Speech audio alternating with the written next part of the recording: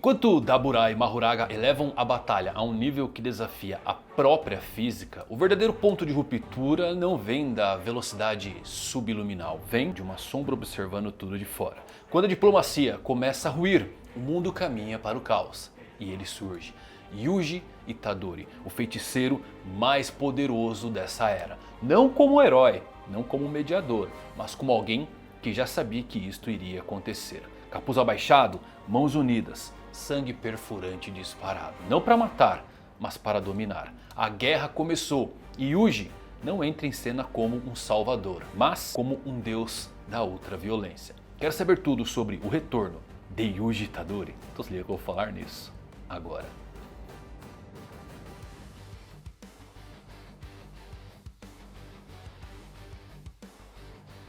Fala galera, eu vou Fusari com mais um vídeo pra vocês. Como é que vocês estão? Acho que estão animados, né? Caramba, Jujutsu Kaisen 19, simplesmente insano. E já começo dizendo aqui que todo capítulo vai ter vídeo aqui. Eu escutei vocês, recebi muitas mensagens que eu deveria continuar fazendo os reviews, porque as pessoas nem leem, eles vêm aqui pelo vídeo pra escutar o resumo. Que loucura é essa? Pois bem, vou continuar fazendo os vídeos aqui, tá bom? Até o final, é uma série curtinha e merece. Eu gosto tanto de Jujutsu Kaisen, então todo capítulo lançado, vídeo novo aqui no canal. Confere se você está inscrito, né? Como é que tá assistindo os vídeos e não está inscrito? Como assim? Mas se você é novo aqui no canal, assiste na maciota e se você gostar eu peço para você se inscrever. Agora se você já é um feiticeiro nível Yuji, nada de Gojo de vida, agora é Yuji mesmo, deixa um like e vamos lá falar tudo sobre o retorno de Yuji Itadori.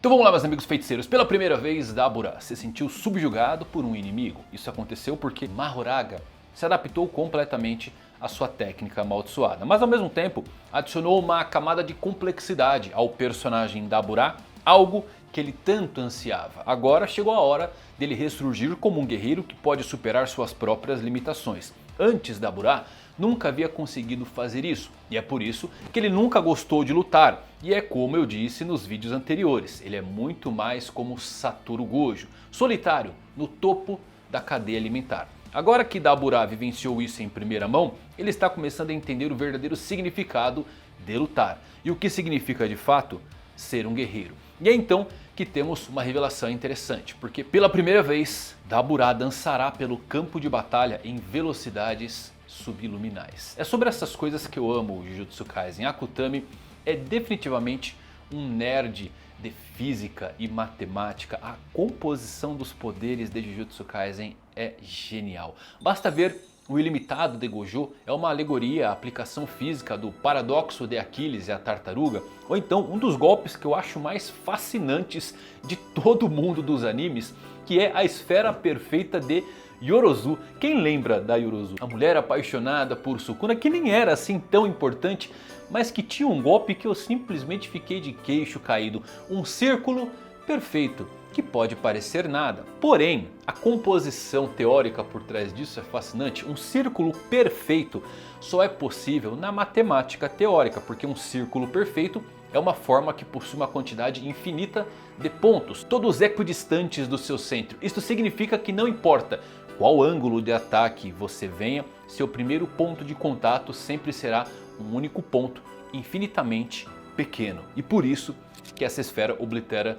tudo que toca. Todas as habilidades mais quebradas de Jujutsu Kaisen são teorias matemáticas que se dizem ter aplicações impossíveis no mundo real. E agora temos a velocidade subluminal ou velocidade subluminosa. Esse termo se refere à velocidade de objetos com massa, partículas, naves, corpos que conseguem se mover abaixo do limite máximo imposto pela física dentro do vácuo, ou seja, tem uma limitação física, se move nessa velocidade. De acordo com a teoria da relatividade do Einstein, é impossível para qualquer objeto com massa atingir ou ultrapassar a velocidade da luz no vácuo, tornando esse movimento subluminoso a norma para toda matéria que chegue próximo disso. Basicamente, esse é o mais próximo da realidade que algo com massa pode se mover na velocidade da luz. E eu acho simplesmente fascinante a concepção desse poder, porque embora Dabura possuísse técnicas amaldiçoadas de luz, ele nunca se moveu verdadeiramente próximo à velocidade da luz. Mas agora é hora da dança acontecer. E isso aconteceu porque Dabura sempre considerou muito perigoso aumentar as velocidades, já que seu próprio corpo pode se desintegrar. E então iniciamos a luta mais aterradora dos tempos atuais de Jujutsu Kaisen. Nosso capítulo 19 ele abre ali com um instante brutal. Mahoraga avança sobre Dabura em velocidade também quase subluminosa, desviando dos golpes de luz com uma intensidade assassina. O impacto do ataque não é apenas físico, ele rasga o espaço urbano, pulverizando concreto, estilhaçando fachadas e deformando o horizonte. O som do choque ecoa como um estalo violento. Mahoraga gira o corpo no ar com uma precisão monstruosa e o narrador enfatiza: Mahoraga versus Dabura estão se aproximando da velocidade da luz. E eu quero muito ver essa luta animada. Tomara que façam um anime, tá galera? Porque os painéis do mangá aqui são absolutamente lindos. Você perde um momento olhando ali realmente a composição do que é uma luta próxima à velocidade da luz. Dabura observa que o seu corpo começa a ficar mais pesado, mais quente. Cada passo agora é mais rápido, mais direto, mais brutal. E ele tenta chutar Mahoraga. E o golpe de fato corta o espaço entre eles nessa fração milionésima de segundo. E prédios tombam como dominós. Estruturas acabam cedendo e a paisagem urbana é reduzida a uma zona de impacto contínuo. O combate deixou de ser um simples duelo e se tornou um evento de escala catastrófica. Enquanto o choque de energia branca explode no centro da cena, Dabura começa a pensar consigo mesmo que deve continuar avançando, acompanhando essa velocidade próxima da luz. Ele reconhece a transformação do campo de batalha e que em velocidades próximas à luz, o ar ele deixa de se comportar como um fluido e passa a agir mais como uma superfície sólida. Ou seja, o próprio ambiente acaba se tornando uma arma. E seu chute acerta Mahoraga atravessando o espaço como um projétil vivo e obliterando uma parte da cidade abaixo deles. E o que parecia o fim do general é interrompido por um simples som. Clique. A roda de Mahoraga gira e ele se adapta mais uma vez. Dabura percebe que ele se adapta mais rápido com a força bruta do que com técnicas complexas. E Mahoraga, por sua vez, não demonstra qualquer dano ou exaustão, apenas crescimento. E mais um momento introspectivo, Dabura acaba admitindo que encontrou diversão de lutar, talvez pela primeira vez. Há uma parte dele que quer continuar, melhorar, se tornar uma versão melhor de si mesmo que ele nunca conheceu. E então a luta deixou de ser esse confronto físico, tornando agora um rito de evolução pessoal. O Mahoraga não é apenas um inimigo, ele é um espelho de crescimento forçado. E é então que nesse momento Dabura sente dor.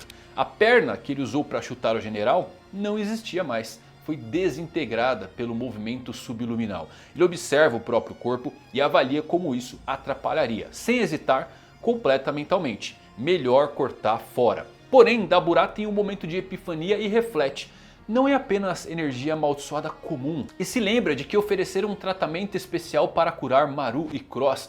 Um tipo de feitiçaria que não existe no povo shimuriano. Uma espécie de cura que parece impossível, usando a força da energia que, por tese, é negativa, amaldiçoada. Isso deveria ser impossível. Mas então ele percebe. A energia da lâmina do Mahoraga é diferente. A espada do general é feita de energia positiva. Esse é o método de cura. A técnica de energia reversa. Mahoraga observa em silêncio enquanto o ar borbulha ao redor de Dabura e sua perna se cura. Ele nota então que a feitiçaria da terra é bastante avançada. Que luta fantástica, galera. O mais impressionante é vermos Mahoraga indo além de qualquer coisa da série clássica e como ele não tem fim. É absurdo isso, né? Já o Dabura descobrindo sobre energia positiva, ele é um prodígio, hein? Conseguindo se curar através de percepções da grande espada do general, que é imbuído com energia positiva. Ele provavelmente sentiu essa energia positiva e conseguiu entender o seu funcionamento. Isso quer dizer que, olha só que ironia do destino, ele se adaptou ao Mahoraga e é realmente impressionante, tá bom? Mais impressionante é o Mahoraga aguentar esses golpes nessa velocidade. Aparentemente o Dabura até errou o primeiro ataque, conseguiu atingir o braço, mas o Mahoraga imediatamente se adaptou, acelerando o golpe, já que apesar da velocidade próxima da luz, o chute era apenas um ataque físico, né? E isso é legal porque se pegarmos quando o Mahoraga foi derrotado na série clássica, técnicas amaldiçoadas sempre estavam presentes. E agora nessa luta temos a confirmação que golpes mais simples, golpes físicos, levam a adaptação muito mais rápido. Mas antes do desfecho dessa luta, a narrativa corta abruptamente para uma sala de comando dentro de um prédio. O relatório é apresentado. Há uma grande chance de que os espíritos amaldiçoados que estavam contidos no centro de Tóquio se espalhem como filhotes de aranha por todo o Japão. E o problema é a quantidade deles. Espíritos acima de grau 2 provavelmente vão estar fugindo devido à batalha. A ordem agora é clara: exterminar os remanescentes. As barreiras foram reajustadas para empurrar essas maldições em direção ao oceano, enquanto a zona de evacuação se estendeu por mais 10 km. Em outro ponto do prédio, os Shimurianos se preocupam que os humanos não vão honrar as regras do duelo descante e querem garantir que ninguém interfira na luta de Daburá. Os limites de tensão estão explodindo. Humanos e Shimurianos, cada um com seus próprios planos, não encontram mais espaço para o diálogo. O prédio vira um barril de pólvora quando eles se encontram. Mas é então que, no ápice de tudo, uma figura encapuzada observa o prédio onde as tratativas diplomáticas começaram a ruir. Era Yuji Tadori. Arrepiei aqui. Só de citar o nome do cara eu arrepiei. O Yuji diz que, não que eu não tenha avisado, mas com frieza absoluta ele complementa: era óbvio que isso aconteceria. E agora as coisas ficam boas, hein, galera? Eu estava muito ansioso, eu tô arrepiado mesmo, olha. É muito bom ser fã de Jujutsu Kaisen, né? Essa fala do Yuji, ela é curiosa, tá? Porque não sabemos como ele descobriu sobre os extraterrestres, né? E é interessante essa linha.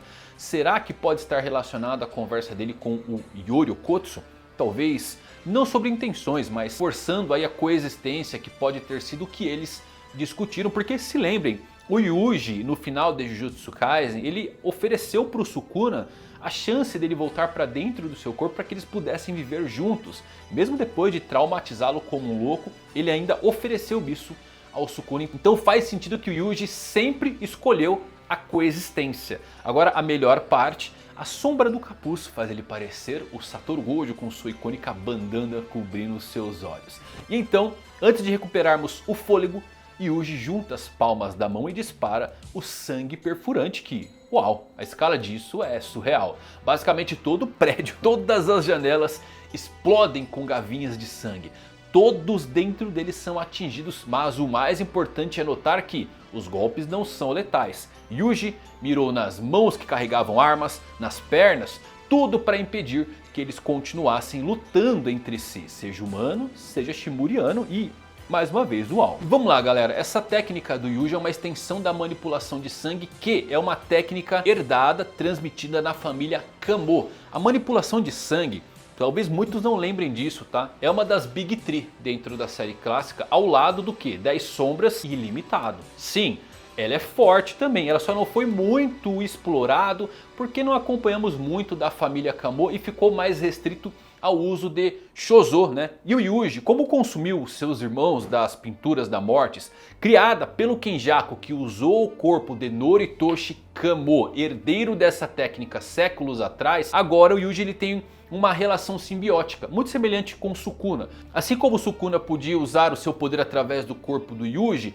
as pinturas podem usar o delas também no corpo dele, só que permite que o Yuji mantenha sua consciência de uma forma muito similar a Anjo e Hana. E agora eu tenho certeza absoluta que Gojo foi o pico do ilimitado, Sukuna o pico das 10 sombras, o Yuji vai ser o pico da manipulação de sangue, tá? Eu espero ver qual que é o teto dessa técnica. Claro que não é tão chamativo quanto as 10 sombras ou ilimitado, mas ainda é forte o suficiente, né? Só você ver o que ele fez aqui no prédio. E vale lembrar que essa técnica de manipulação de sangue permitiu que a família Kamo ficasse em um nível relativamente igual, diplomático, com o clã Zenin e o clã Gojo. Então o Yuji vai nos mostrar o porquê disso. Outra coisa nesse ponto: Akutami tem sido bem consistente em esconder o rosto do Yuji e eu realmente começo a acreditar que o Yuji pode ter despertado um terceiro olho, uma evolução da energia amaldiçoada. É só ver o corpo do Sukuna, que era dito ser o corpo mais perfeito para o uso de energia amaldiçoada, os 4 braços, as 2 bocas,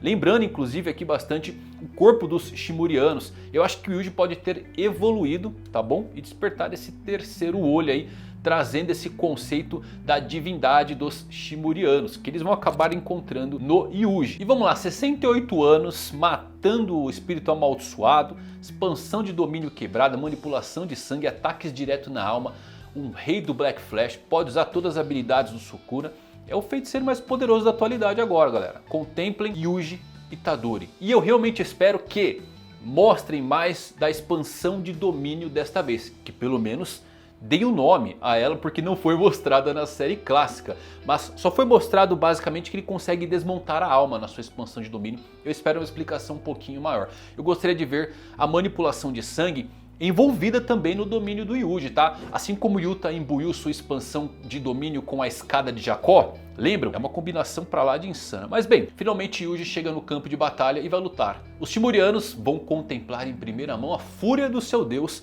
pela guerra declarada. E os feiticeiros humanos vão tremer pelas escolhas de darem o primeiro tiro e quebrar a diplomacia. A coexistência deve existir, mas nesse momento não chegou através de um salvador, e sim como Deus da ultraviolência.